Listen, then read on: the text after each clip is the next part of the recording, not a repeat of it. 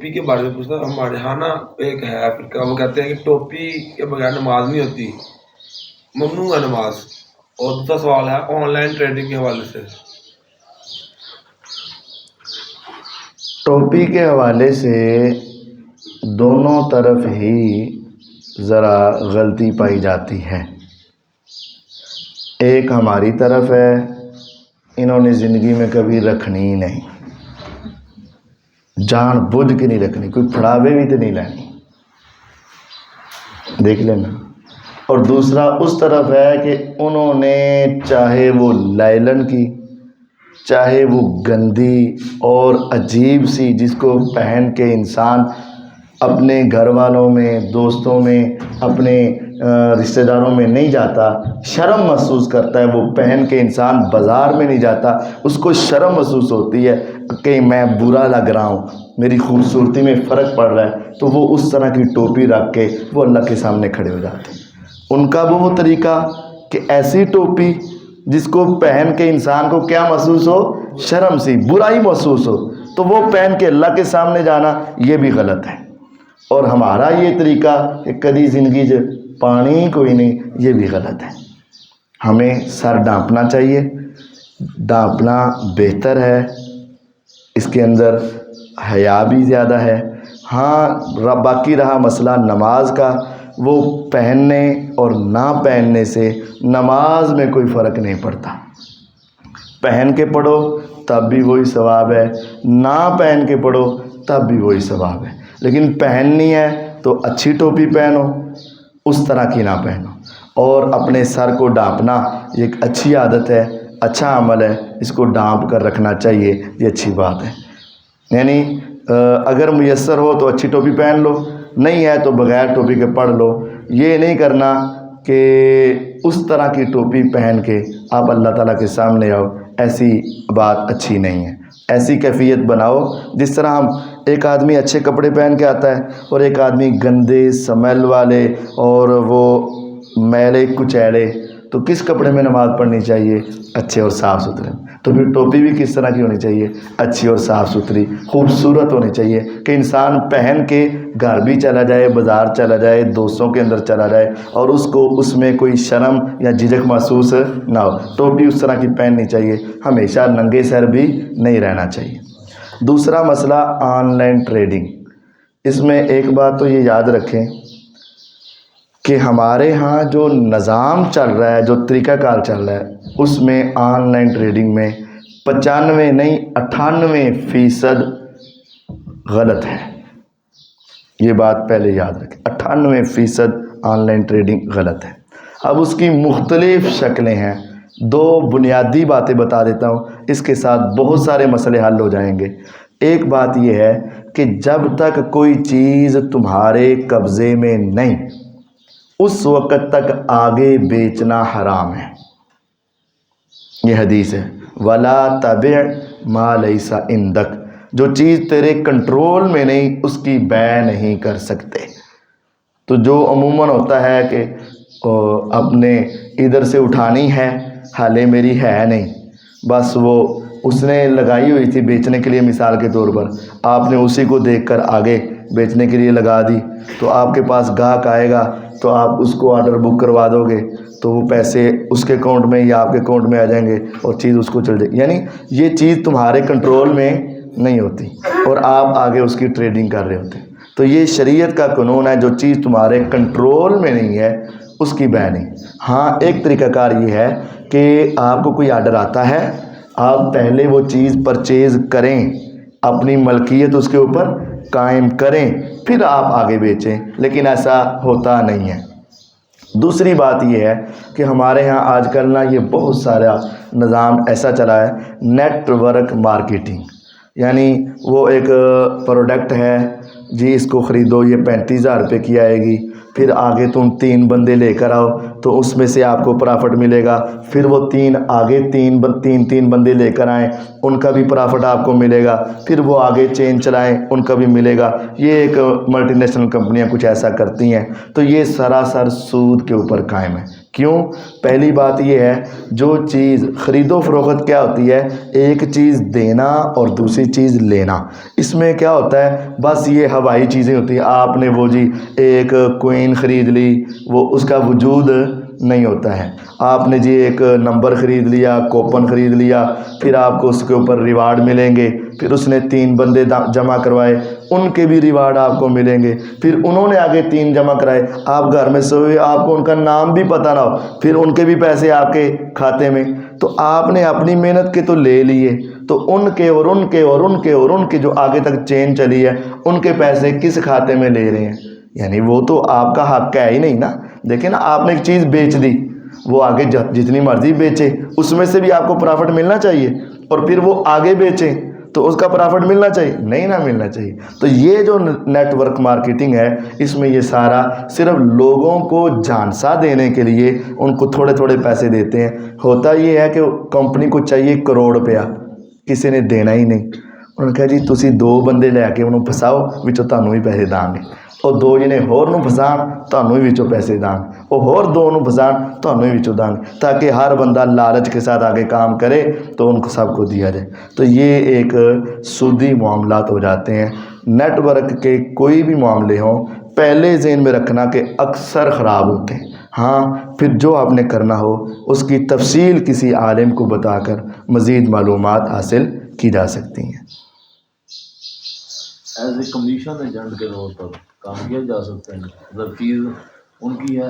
Plot ہے, آپ نے بیچنا ہے تو کمیشن ایجنٹ بن سکتے ہیں. جی ہاں, بشرطے کہ دونوں طرف معلوم ہو کہ یہ کمیشن ایجنٹ ہے.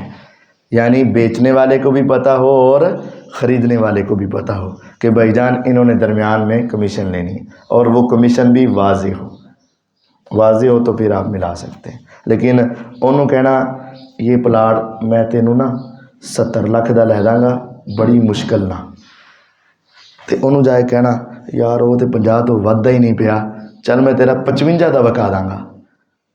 انہوں کہہ رہے تیرا 55 دا وکا داں گا, تے انہوں کہہ رہے وہ 70 تو تھلے نہیں آ رہے, تینوں میں 70 دا لے داں گا. تو وچکار جڑا 15 لاکھ نہ اس کو پتہ ہے اور نہ تو کہہ رہا جی میری محنت ہے.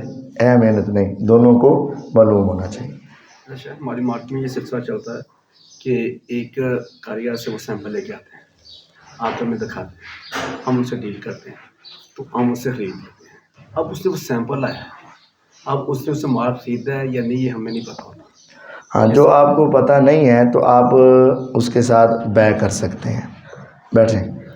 یہ بھائی کا سوال وہی پہلے سوال کے اوپر ہے جب میں نے کہا تھا کہ جو چیز آپ کے کنٹرول میں ملکیت میں نہیں ہے اس کو آگے بیچنا منع ہے.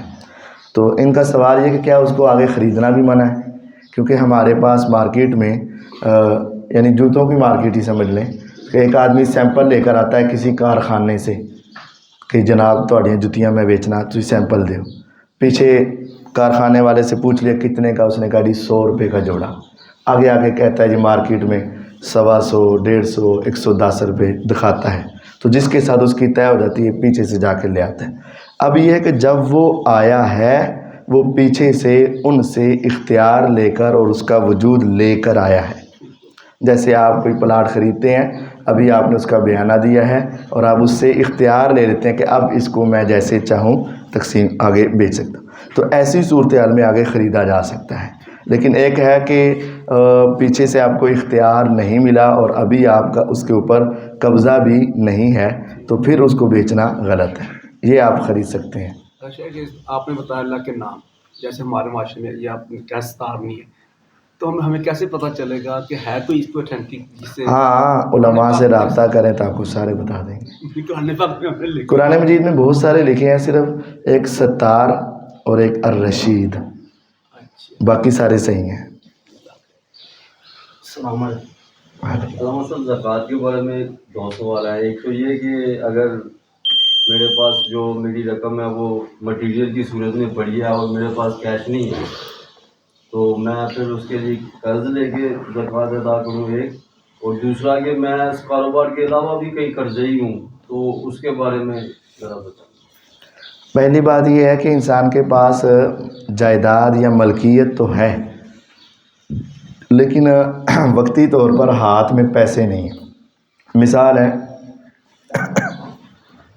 میرا ایک پلاٹ ہے 1 کروڑ روپے کا، ہے نہیں، ویسے میں مثال ہے، تسی کہنا رہنا موری صاحب ادھر، انشاءاللہ تو 1 کروڑ روپے کا پلاٹ ہے۔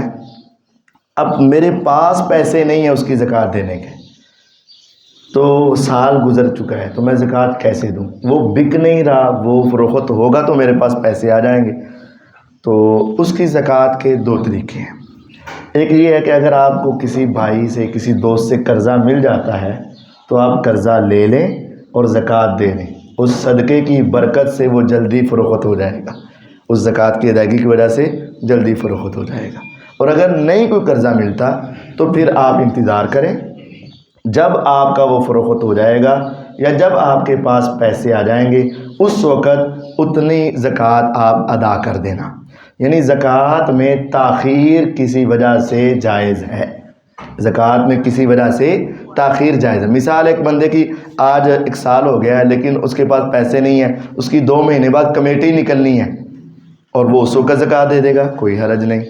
ایک بندے کی 1 مہینہ پہلے کمیٹی نکل آئی ہے اور وہ کہتا ہے یار پتہ نہیں مہینے بعد میرے کو خرچے نہ جان تو میں ہن ہی زکوٰۃ دے داں، تو پہلے بھی زکوٰۃ دی جا سکتی ہے اور زکوٰۃ تھوڑی سی لیٹ بھی کی جا سکتی ہے، اس میں کوئی گناہ نہیں ہے۔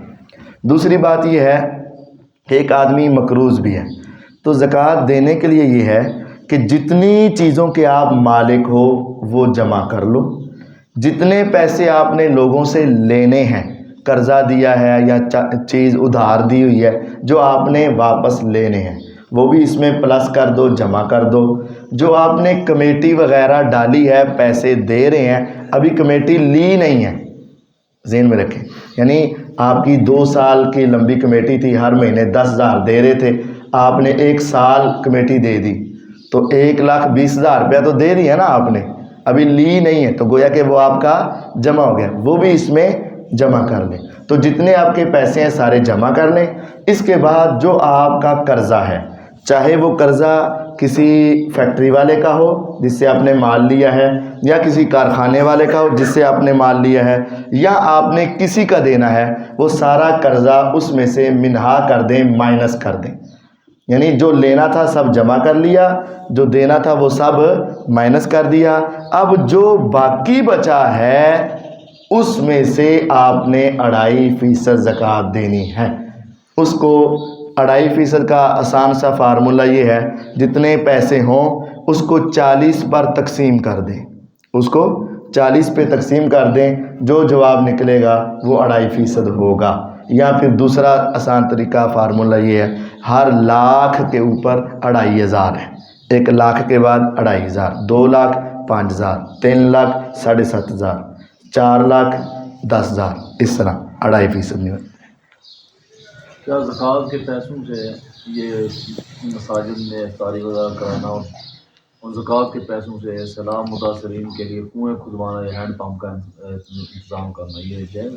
یہ 2 مسئلے ہو گئے، زکوٰۃ کے پیسوں سے سحری افطاری یا زکوٰۃ کے پیسوں سے کنویں وغیرہ کھدوانا۔ زکوٰۃ کے پیسوں سے سحری افطاری درست نہیں۔ ہاں ایک شکل میں کہ اگر سارے اتنے فقیر ہیں سحری کرنے والے یا افطاری کرنے والے، اور ان کو کھانے کی اشد ضرورت ہے، اس کے بغیر ان کا گزارا نہیں ہو رہا، تو تب تو ہو سکتا ہے، لیکن ہمارے اس معاشرے میں ایسی صورتحال نہیں ہے۔ اس وجہ سے سحری اور افطاری ہر قسم کے افراد اس میں شامل ہوتے ہیں، اور زکوٰۃ خاص بندوں کے لیے ہے، اس وجہ سے سحری اور افطاری میں زکوٰۃ دینا یہ جائز نہیں ہے، سحری اور افطاری میں زکوٰۃ دینا۔ دوسری بات یہ ہے کہ زکوٰۃ کے اندر انسان کی اپنی مرضی نہیں چلتی۔ جب ہم کسی کو راشن خرید کر یا سحری ہی کھلائیں گے تو مرضی کس کی چل رہی ہے؟ ساڑھی۔ پیسے میں اس کو دیتا، مثال کے طور پر میں نے سحری کے اندر یا راشن کے اندر ایک چیز لے کر اس کو کیا کر دیا، پابند ہی کھانی ہے، وہ غریب ہو سکتا ہے تو نے اچھی چیز لے کر دی ہو، اتنے پیسوں کی ہلکی کے ساتھ اپنے 2 مہینے گزار لینے ہو، تو نے 1 مہینہ گزارا ہے اس کا۔ ہو سکتا ہے تم گوشت کھلا رہا ہو، اس نے دال کھا کے 2 مہینے گزارنے ہو۔ تو یہ شریعت میں یہ مسئلہ ہے کہ زکوٰۃ میں میرا اختیار، زکوٰۃ دینے والے کا اختیار، جس کو دینی ہے اس کی مرضی چلے گی، جہاں مرضی خرچ کرے۔ تو جب ہم راشن خرید کر اس کو پابند کر دیتے ہیں یا یہ سحری افطاری لے کر پابند کر دیتے ہیں تو یہ درست نہیں۔ زکوٰۃ میں آپ نے دوسرے کو مالک بنانا ہے، دوسرے کو مالک بنانا ہے اور اس کی مرضی چلانی ہے، اس وجہ سے یہ نظام درست نہیں۔ دوسرا یہ ہے کہ فلاحی کام، یعنی ایسی جگہ جہاں کنواں نہیں، پانی نہیں، کنواں کھدوا دیا جائے، تو وہ اللہ تعالیٰ نے قرآن مجید میں جہاں زکوٰۃ کے 8 جگہیں بتائی ہیں جہاں زکوٰۃ دے سکتے ہیں۔ سورۃ توبہ پارہ نمبر 10 اور توبہ کی آیت نمبر 60 آیت نمبر ہے، اس میں اللہ تعالیٰ نے 8 جگہ بتائی ہیں۔ ان میں ایک ہے مسافر، تو اگر آپ مسافروں کے لیے کوئی ایسا انتظام کر دیں یا مسافروں کے لیے کنویں وغیرہ لگوا دیں یا مسافروں کے لیے کوئی آسانی کا معاملہ کروا دیں تو وہاں زکوٰۃ کے پیسے لگ سکتے ہیں۔ آج کل فلٹر سسٹم چلے آیا، اگلے کہنے لو جی میں زکوٰۃ دے پیسے نہ دوا رہی۔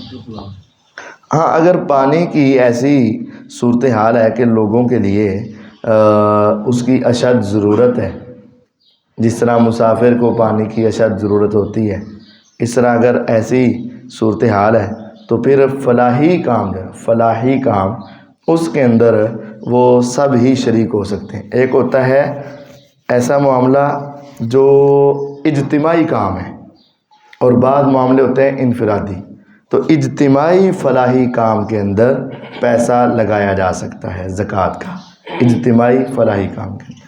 مسجد میں زکوٰۃ کے پیسے استعمال کیے جا سکتے ہیں۔ تو کا بھی ضرورت پہ گئی، ایڈی سونی مسجد ہے۔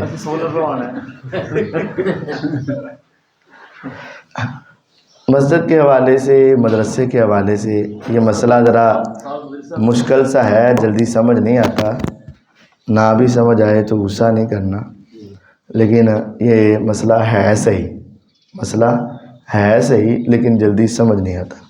مسئلہ یہ ہے جو اجتماعی کام ہے اور فلاحی کام ہے اس کے اندر زکوٰۃ کا پیسہ لگایا جا سکتا ہے۔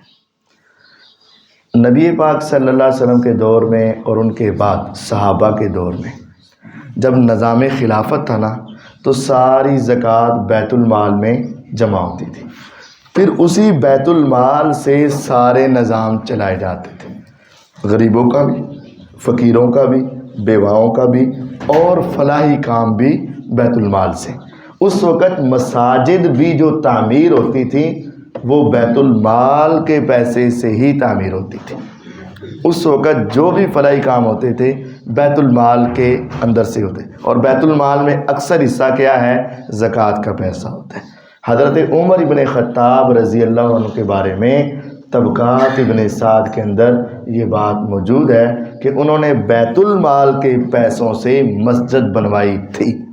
اس میں یہ بات یاد رکھیں کہ اگر ایسی صورتحال ہے کہ جہاں لوگ پسماندہ ہیں اور ان کی ضرورت پوری نہیں ہو رہی اور ان کو اشد ضرورت ہے تو وہاں زکوٰۃ کا پیسہ مدرسے میں بھی دیا جا سکتا ہے، مسجد میں بھی دیا جا سکتا ہے۔ لیکن اگر لوگوں کی ضرورت پوری ہو رہی ہے اور ان کا نظام چل رہا ہے تو اس میں زکوٰۃ کے پیسے لگانے کی ضرورت نہیں ہے۔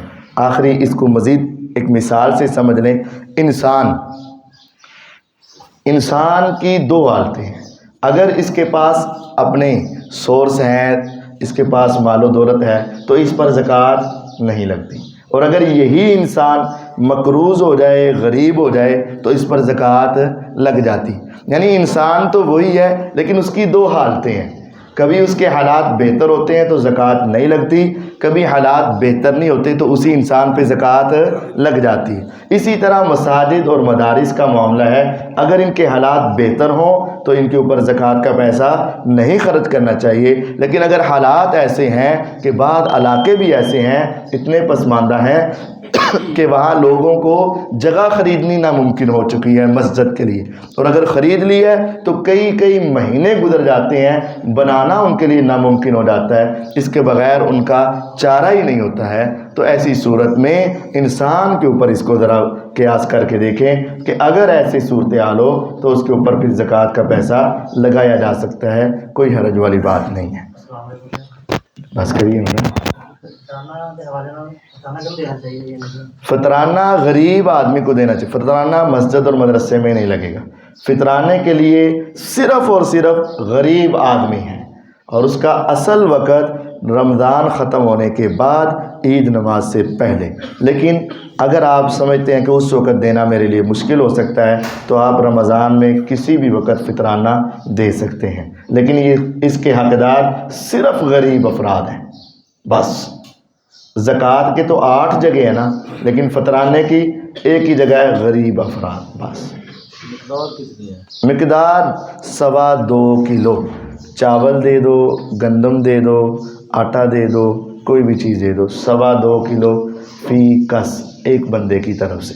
اس کا جو تم کھاتے ہو اس کا ریٹ اپنا اپنا پتہ کر لیجئے گا۔ بعض لوگ کہتے ہیں کہ صرف بہن بھائی یا کوئی مطلب کہ قریبی جو پھولنے رشتے ہیں، ان کے لیے بھی طریقہ کار ہے یا بس یہ باہر بزرگوں کے لیے ہی ہے؟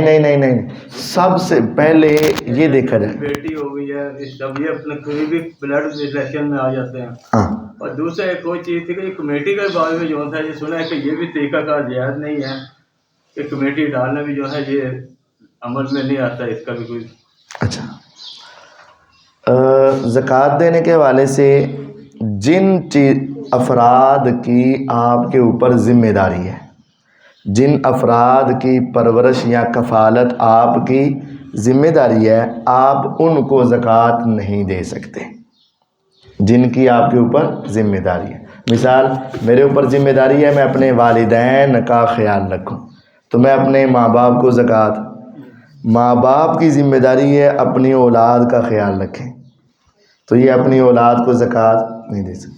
لیکن جب وہ الگ الگ ہو گئے بھائی، ایک بھائی اپنا ہے ایک بھائی اپنا ہے، اب اس بھائی کی پرورش ہماری ذمہ داری نہیں، اس کو آپ دے سکتے ہیں۔ بہن کی شادی ہوئی اپنے گھر میں چلی گئی، اب اس کی ذمہ داری ہمارے اوپر نہیں ہے، تو اب اس کے حالات دیکھ کر اس کو زکوٰۃ دی جائے، یعنی جس کی ذمہ داری ہے ہمارے اوپر ہم اس کو زکوٰۃ نہیں دے سکتے، جس کی ہمارے اوپر ذمہ داری نہیں ہے ویسے رشتہ داری ہے اس کو زکوٰۃ دینے کا ڈبل ثواب ہے، دوہرا ثواب ہے، ایک زکوٰۃ کا اور ایک رشتہ داری کو جوڑنے کا، صلہ رحمی کا ثواب ملتا ہے۔ دوسرا کمیٹی، اس کے اندر کوئی حرج والی بات نہیں ہے، شرط ہے کہ بولی والی کمیٹی نہ ہوئے۔ کمیٹی ہوتی ہے ایک عام سادہ کمیٹی، جتنے پیسے دو گے اتنے ہی پیسے لے لو گے، یہ تو درست ہے۔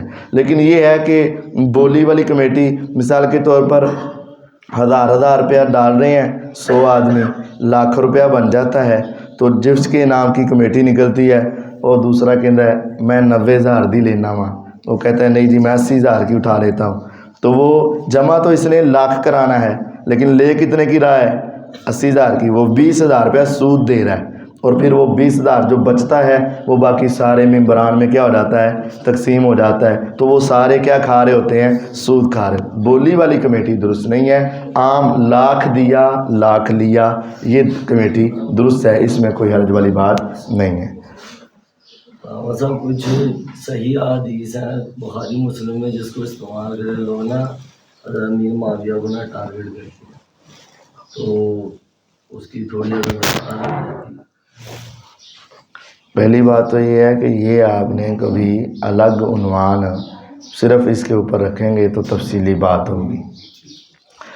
دوسری بات یہ ہے کہ قرآن مجید میں اللہ تعالیٰ نے ارشاد فرمایا یُضِلُّ بِهِ کثیرا وَیَہْدِی بِهِ کثیرا، اللہ تعالیٰ اس قرآن کے ذریعے بڑے لوگوں کو ہدایت دیتا ہے اور اس قرآن کے ذریعے بڑے لوگوں کو گمراہ بھی کرتا ہے۔ وہی قرآن تو ہدایت کے لیے آیا ہے، لیکن بڑے لوگ اس کی وجہ سے کیا ہوتے ہیں، کیوں گمراہ ہوتے ہیں؟ قرآن تو ہدایت کی چیز ہے، ذالک الکتاب لا ریب فیہ ھدی للمتقین، یہ تو ہدایت کے لیے آیا ہے۔ تو گمراہی کیوں ہے؟ وہ اللہ تعالیٰ نے اگلی صورت میں بتا دی. صورت آل عمران پہلے صفحے میں ہے کہ اللہ تعالیٰ نے جو قرآن نازل کیا ہے اس کی 2 قسم کی آیتیں ہیں. ایک آیات وہ ہیں جو بالکل واضح کلیئر کٹ، اور ایک کچھ آیتیں ایسی ہیں جن کے اندر معنی دونوں طرح کا نکل سکتا ہوتا ہے، 2 مفہوم بن سکتے ہوتے ہیں. تو جس کے دل ٹیڑھے ہوتے ہیں نا، وہ سادی سیدھی واضح آیتوں کو چھوڑ کر ان آیتوں کی طرف بھاگتا ہے، پھر ان کے مطلب اپنی مرضی کے نکالتا ہے، تو وہ کیا ہو جاتا ہے؟ گمراہ ہو جاتا ہے. پڑھ تو وہ قرآن رہا ہوتا ہے، تسی بخاری دی گل کر دے ہو، وہ پڑھ کیا رہا ہوتا ہے؟ قرآن میں لکھا ہے، لیکن اپنی مرضی کا مفہوم نکالنے کی وجہ سے کیا ہو جاتا ہے؟ گمراہ. اسی طرح بعض لوگ بخاری مسلم کی حدیثوں میں اپنی مرضی کی روایتیں جو ذرا 2 معنی رکھتی ہیں اور پھر مرضی کے معنی لے کر مرضی کے مفہوم نکال کر گمراہ ہو جاتے ہیں. تو اس میں کوئی پریشان ہونے کی ضرورت نہیں ہے. اللہ تعالیٰ نے پہلے ہی بتا دیا تھا کہ قرآن کو پڑھ کے بہت سارے لوگوں کو ہدایت آئے گی جو صحیح معنی نکالیں گے، جو واضح آیتیں پڑھیں گے، اور بہت سارے لوگ گمراہ بھی ہو جائیں گے جو ان کا کیا نکالیں گے؟ غلط معنی. پڑھیں گے قرآن لیکن معنی اپنی مرضی کا گمراہ. اسی طرح بہت ساری واضح حدیثیں صحیح بخاری میں 2800 نمبر حدیث واضح ہے کہ معاویہ رضی اللہ عنہ جنتی انسان ہے. واضح لکھا کہ جس نے سب سے پہلے سمندر میں جہاد کیا ان سب پہ اللہ کی جنت واجب ہو گئی. تو معاویہ نے کیا تھا، بخاری میں لکھا ہوا ہے معاویہ رضی. تو یہ تو جنت واجب ہونے کی علامت ہے، لیکن وہ اپنی مرضی کی حدیثیں پکڑ کے اپنی مرضی کے معنی نکال کر گمراہی کی طرف چلے جاتے ہیں. اب وہ حدیثیں کیا ہیں، ان کی تفصیل کیا ہے، یہ کسی وقت پھر انشاءاللہ بتا دیا جائے گا. لیکن یہ بات یاد رکھیں، قرآن کا غلط معنی لینے سے انسان گمراہ ہوتا ہے، اور حدیثوں کا بھی غلط معنی لینے سے انسان گمراہ ہو جاتا ہے. السلام صاحب، میرا سوال ہے کہ ایک چیز کھاتے میں جاتی ہے اس کا ریٹ کچھ ہوتا ہے، اور ایک کسٹمر آتا ہے کیش کا، اس کا ریٹ کچھ ہوتا ہے. آئے یہ دونوں چیزیں جائز ہیں؟ اور دوسرا میرا سوال ہے ووٹ کے حوالے سے کہ موجودہ دور میں یہ ہم نے ووٹ کاسٹ کرنا ہوتا ہے، جو کینڈیڈیٹ علاقے کا ہے اس کی لیڈرشپ کو دیکھتے ہوئے ووٹ ڈالنا چاہیے کہ اگر ہم نے کینڈیڈیٹ کو دیکھ کے ووٹ ڈالنا ہے، اگر لیڈرشپ لبرل ہے اور کینڈیڈیٹ ٹھیک ہے، آیا ہم نے اپنے علاقے کے کینڈیڈیٹ کو دیکھنا ہے کہ لیڈرشپ کو دیکھتے ہوئے ووٹ کرنا ہے؟ ووٹ کے والے سے صاف بات ہے، کسی نے بھی نہیں دینا، نہ کینڈیڈیٹ کو دیکھنا ہے اور نہ لیڈر کو دیکھنا ہے. آپ نے اپنے لیڈر محمد الرسول اللہ صلی اللہ علیہ وسلم بس. مختصر ہے، مجھے پتہ ہے آپ میں سے بہت سارے کوئی کسی دا ہوئے گا، لیکن دیکھیں آپ ہمارے پاس یہاں اگر سیدھا راستہ لینے کے لیے آتے ہیں اور دعا کرتے ہیں اہدنا الصراط المستقیم، اور آپ اتنی دیر تک یہاں بیٹھے ہیں، مقصد یہ ہے کہ ہمیں دین کی سمجھ آ جائے، اور سمجھ آنے کے بعد پھر آپ اپنی بات پہ اڑے رہیں، تو گویا کہ پھر یہ آپ کی عبادت نہیں ہے بلکہ کیا ہے، ایک عادت ہی ہے. بس یہ تھک جانا تھے. دیکھ لیں، غور کریں.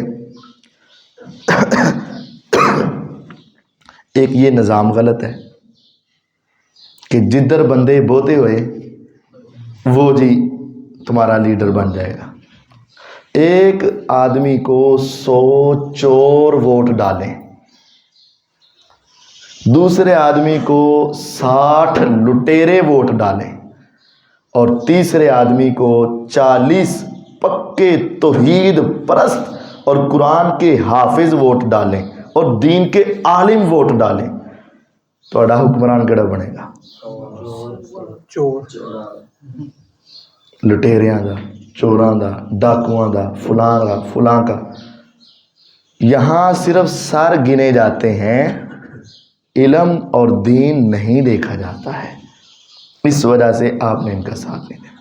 جی ہمارے محلے کا جو کینڈیڈیٹ کھڑا ہے یہ بڑا چنگا بندہ ہے، مان لیا چنگا بندہ ہے، اس نے جب آگے ووٹ کاسٹ کرنا ہے کس کو کرنا ہے؟ اس نے اپنی تنظیم کو ہی کرنا ہے نا.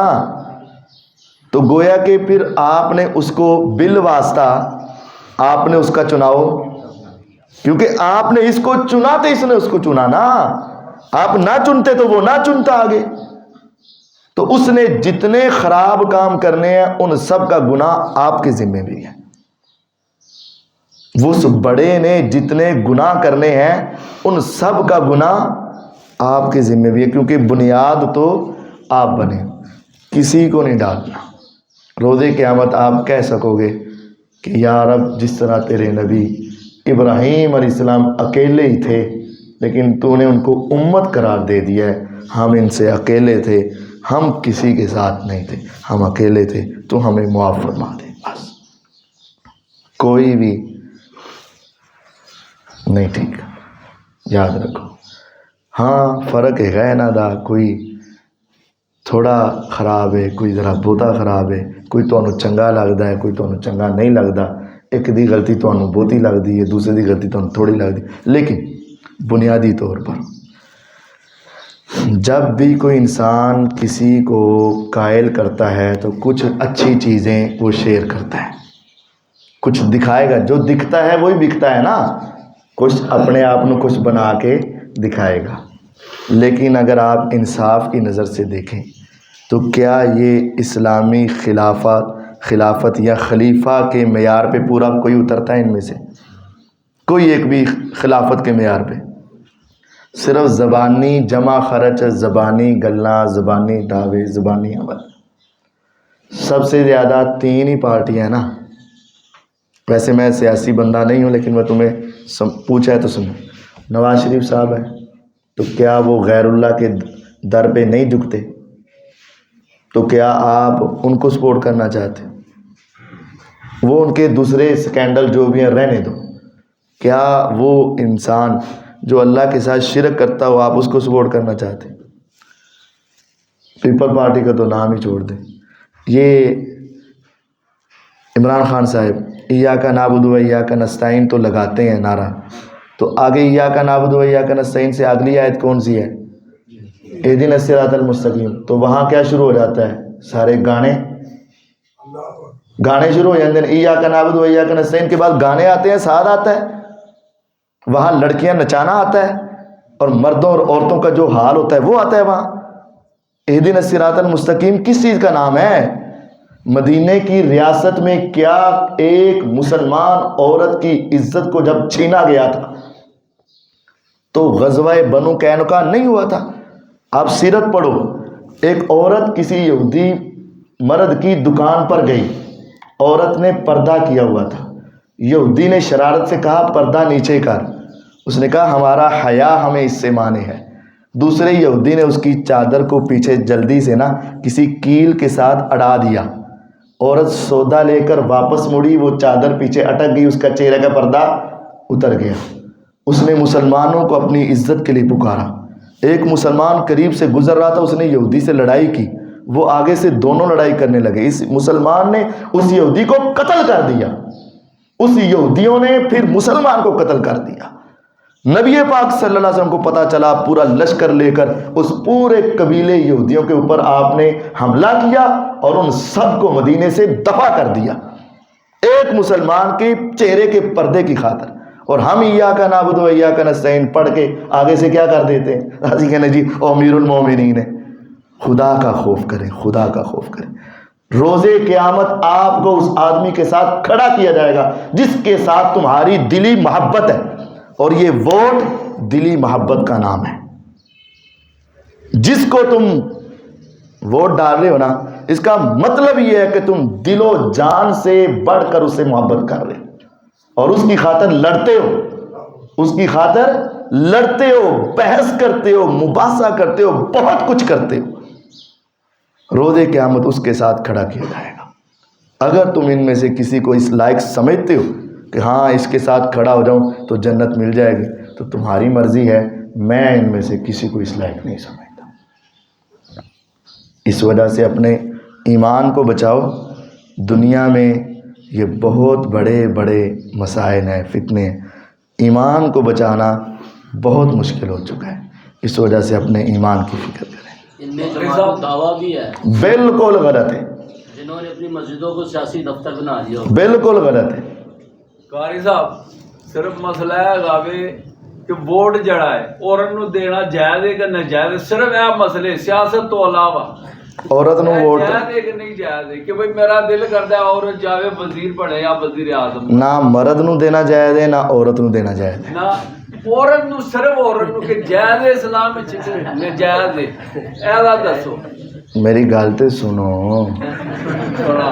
ਦੇਖੋ ਔਰਤ ਨੂੰ ਜਾਇਜ਼ ਨਹੀਂ ਤੇ ਬੰਦੇ ਨੂੰ ਵੀ ਜਾਇਜ਼ ਨਹੀਂ। हदीस दे रूल नाल औरत नूं जायज़ नहीं ਨਹੀਂ ਇਹ ਤੇ ਮੈਂ ਤਕਰੀਬਨ 10-15 ਸਾਲ ਹੋ ਗਏ ਨੇ। ਮੈਂ ਬੱਚਾ ਸੀ ਜਦੋਂ ਨਵਾਜ਼ ਸ਼ਰੀਫ ਨਾਲ 85 ਚ ਹੋਏ ਆ, ਠੀਕ ਹੈ। ਲੇਕਿਨ ਜਦੋਂ ਮੈਨੂੰ ਪਤਾ ਲੱਗਾ ਕਿਸੇ ਅੱਲਾ ਦੇ ਬੰਦੇ ਨੇ ਕਿਹਾ ਤੁਹਾਡੀ ਗੱਲ ਕੀਤੀ ਕਿ ਤੁਹਾਨੂੰ ਪਤਾ ਹੈ ਬੰਦਾ ਚੋਰ ਹੈ, ਠੀਕ ਹੈ, ਤੇ ਉਹਨੂੰ ਤੁਸੀਂ ਵੋਟ ਦਿਓਗੇ ਤੇ ਤੁਸੀਂ ਵੀ ਉਹਦੇ 'ਚ ਸ਼ਾਮਲ ਹੋਗੇ। ਇਹ ਸਾਰ ਰਫੀਕ मेरे सामने दी गल है, गुलाम हैदर भाई ने मोटरसाइकिल लैके दी 70 मुस्लिम लीग के फंड चो कख नहीं हैगा सी। सलमान रफीक मेरे सामने सैद मिठे खलोता था लफंडर, मैं कारोबार करना सा, वो गली च भाई खलोते होंदे हम मुंडे, ओनू छड़ दिओ। अल्लाह ताला कहता जिन्नू मैं हिदायत दियां, ठीक है। लेकिन मसला हैगा साडे हल्के च औरतां खलोंदियां, ਇਹਦਾ ਦੱਸੋ ਇਹ ਜਾਇਜ਼ ਹੈ ਕਿ ਨਹੀਂ? ਨਹੀਂ ਹੈ। ਕਹਿੰਦੇ ਦੱਸਾਂ ਮੈਂ ਕਹਿੰਦਾ ਮੈਂ ਨਹੀਂ ਹੈ ਤੇ ਲੋਕੀ ਕਿਉਂ ਵੋਟ ਦਿੰਦੇ ਨੇ? ਇਹ ਤੇ ਉਹਨਾਂ ਨੂੰ ਪਤਾ ਹੋਵੇ ਨਾ, ਹੁਣ ਮੈਨੂੰ ਕੀ ਕਹਿੰਦੇ ਹੋ, ਮੈਂ ਤਾਂ ਕਹਿੰਦਾ ਨਹੀਂ ਜਾਇਜ਼ ਹੈ। अच्छा मेरी बात एक है मसला, अब आगे बहस मेरे पास ना वक़्त है और ना मेरी सेहत है कि मैं किसी के साथ बहस कर सकूं, क्योंकि मसले तक रहते हैं ना, फिर आगे हर इंसान का अपना अपना ज़हन है, तो बाकी इंशाल्लाह बातें बाद में। दूसरा सवाल था खाते वाला, ये खाते में चीज़ जा रही है उसका रेट ज़्यादा लगता है, कैश वाले का कम लगता है, ये चीज़ जायज़ है? नहीं, एक ही होना चाहिए। सुभान अल्लाह।